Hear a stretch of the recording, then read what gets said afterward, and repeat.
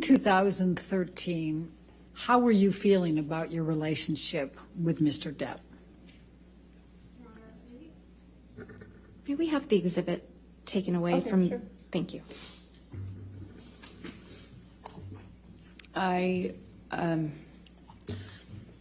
By June, I was so torn.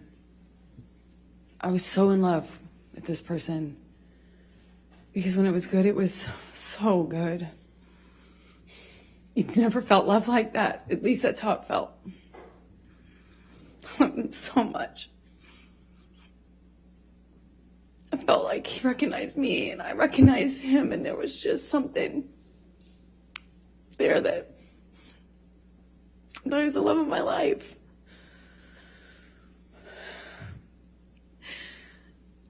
And he was,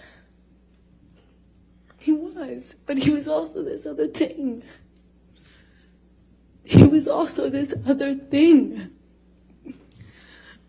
And that other thing was awful thing that would come out and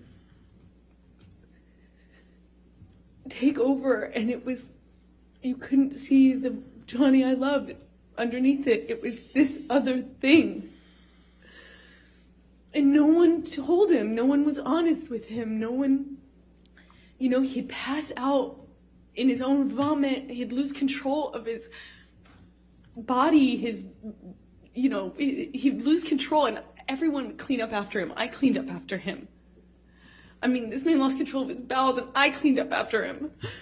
His security cleaned up after him, changed his pants in front of me. He would pass out in his own sick. And then he'd walk around saying he didn't have a problem. Until he did. Until he couldn't support it anymore, and he'd get clean and he'd get sober, and then he was this thing again. This thing that made me feel so loved, that made me feel like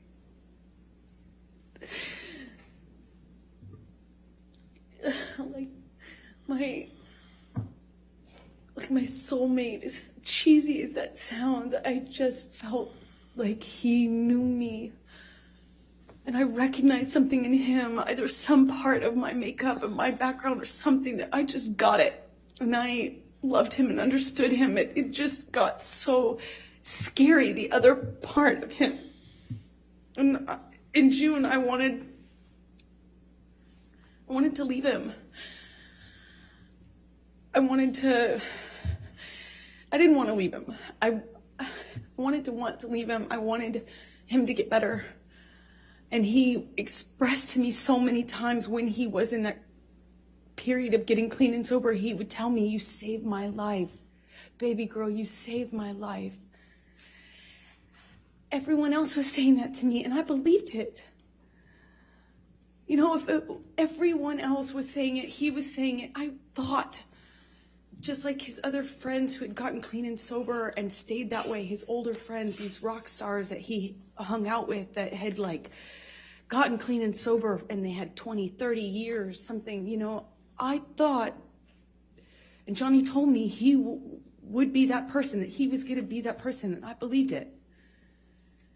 I had so much, I looked at that man twice my age, I was 25, looking at this man twice my age, and I saw hope and promise. I had so much hope.